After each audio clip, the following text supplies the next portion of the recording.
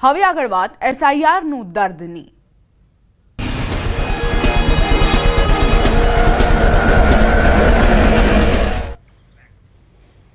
કોડીનારના દેવડી ગામથી એક ચોંકાવનારી ઘટના સામે આવી, જ્યાં શિક્ષકે આપઘાત કરી લીધો।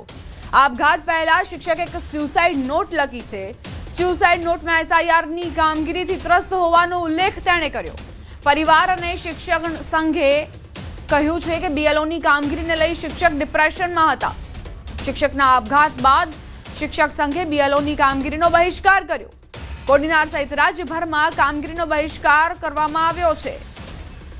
કોડીનારથી આ ચોંકાવનારા સમાચાર આવ્યા છે, જ્યાં દેવડી ગામના એક શિક્ષક જેમણે આપઘાત કરી લીધો અને પાછળ પોતાનું કારણ પણ છોડતા ગયા કે કયા કારણોસર તેમણે જીવન ટૂંકાવ્યું। ખૂબ મોટું પ્રેશર છે અને અખિલ ભારતીય રાષ્ટ્રીય શૈક્ષિક મહાસંઘ ગુજરાત દ્વારા મુખ્યમંત્રી શ્રી અને વિવિધ જગ્યાએ ખૂબ રજૂઆત થઈ છે કે આ પ્રેશર છે ઓછું કરવામાં આવે અને આ કામગીરી છે એ બીએલઓની કેડર અલગથી ઊભી કરી અને એને જ સોંપવામાં આવે, કેમ કે આખું વર્ષ થતી કામગીરી છે અને શિક્ષકોને જો રોકવામાં આવે તો વર્ગખંડોમાં પણ શિક્ષણ કાર્ય નબળું થાય છે।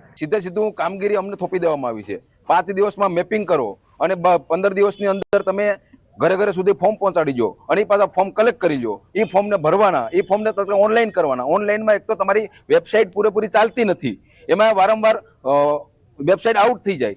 રોજ રાતના 2 વાગ્યા સુધી 12 વાગ્યા સુધી બીએલઓ મિત્રો રાતે કામ કરે છતાં પણ એનું કામ નથી થતું। 5 ફોર્મ સબમિટ નથી થતા અને ઉપરથી અમારા અધિકારીઓ દ્વારા એકદમ જોરદાર પ્રેશર આપવામાં આવે છે અને આ કઈ રીતે શક્ય બને? ના પ્રેશરના ભાગ રીતે અમારે આજે જે ઘટના બની છે અઘટિત ઘટના છે। અમારા સમાજમાંથી એક શિક્ષક ઓછો થઈ ગયો છે, બહુ દુઃખદ ઘટના છે અમારી। એ બાથરૂમમાં ગયો ને પછી દરવાજો બંધ કર્યો ને દરવાજો ખુલ્લો હતો મેઇન દરવાજો અને એ પંખા ગળા ખાઈ ગયો અને ચીઠી લખી ગઈ નીચે।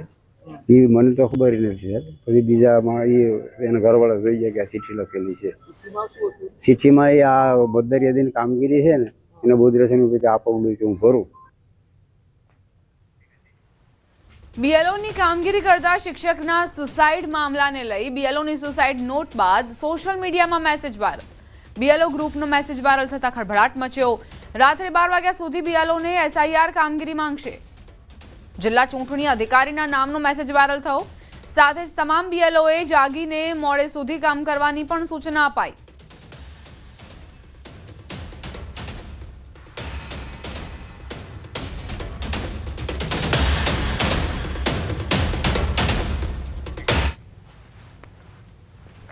શિક્ષકોને અપાયેલી બીએલઓની કામગીરીને લઈ અખિલ ભારતીય રાષ્ટ્રીય શૈક્ષિક મહાસંઘે રજૂઆત કરી। બીએલઓની કામગીરી બીજી કેડરને સોંપવામાં આવે તેવી માંગ કરવામાં આવી છે।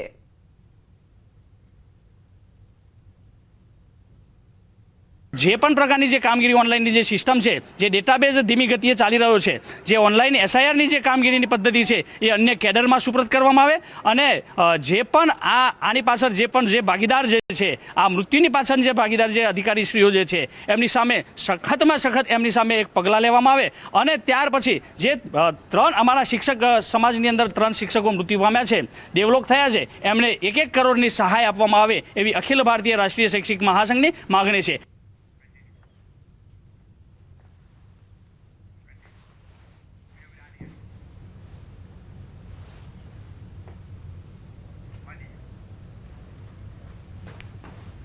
તો આ તરફ પ્રદેશ અધ્યક્ષ અખિલ ભારતીય રાષ્ટ્રીય શૈક્ષિક મહાસંઘ ગુજરાતના પ્રદેશ અધ્યક્ષ મિતેશ ભટ્ટે પણ પ્રતિક્રિયા આપી છે, તે પણ સાંભળીએ।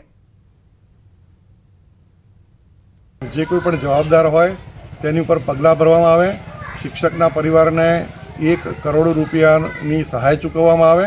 આ ઉપરાંત આવી કામગીરી દરમિયાન જે કોઈ પણ અધિકારી બેહુદું વર્તન કરતા હોય, ગમે તેવું બોલતા હોય, પ્રેશર ઊભું કરતા હોય, માતૃશક્તિનું સન્માન ન જાળવતા હોય, આવા અધિકારીઓની ફરિયાદ સ્વીકારવા માટે રાજ્ય કક્ષાએ એક નોડલ અધિકારી પણ નીમવામાં આવે, જેને સંગઠન અને શિક્ષકો રજૂઆત કરી શકે એવી પણ માંગ કરે છે।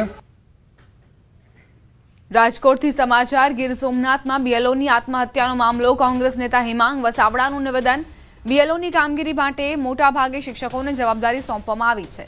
કામગીરી માટે મોટા પ્રમાણમાં દબાણ કરાય છે। જે કર્મચારીઓ અનિવાર્ય કારણોસર આ ફરજમાંથી હટવા માંગે છે તેઓને પોલીસ ફરિયાદ અને ધાકધમકી તેમજ ધરપકડ થશે તેવું દબાણ કરાય છે। માનસિક ત્રાસ અને ક્રૂર વર્તનથી અનેક બીએલઓ મુશ્કેલીમાં છે। ગીર સોમનાથની ઘટના માટે જવાબદાર કોણ બનશે અને પોલીસ કોની સામે કાર્યવાહી કરશે તે જવાબ પોલીસે આપવો જોઈએ. અત્યારે ઘણા બધા બીએલઓ ઘણો માનસિક તણાવ અનુભવે છે. લિમિટેડ ટાઈમમાં કામગીરી કરવાની છે, કામગીરીનું આકલન પણ થવાનું છે એવી ધમકીઓ વારે વારે મળે છે. એટલે અંડર પ્રેશર આ ગીર સોમનાથની દુઃખદ ઘટના બની છે. ભલે આગળ તપાસ થશે, બધું એમાં થશે, પણ સામાન્ય સંજોગોમાં જે કલમ નીચે કોઈને તમે આત્મહત્યા કરવા માટે મજબૂર કરો તો તમારી ઉપર પોલીસ કેસ થાય.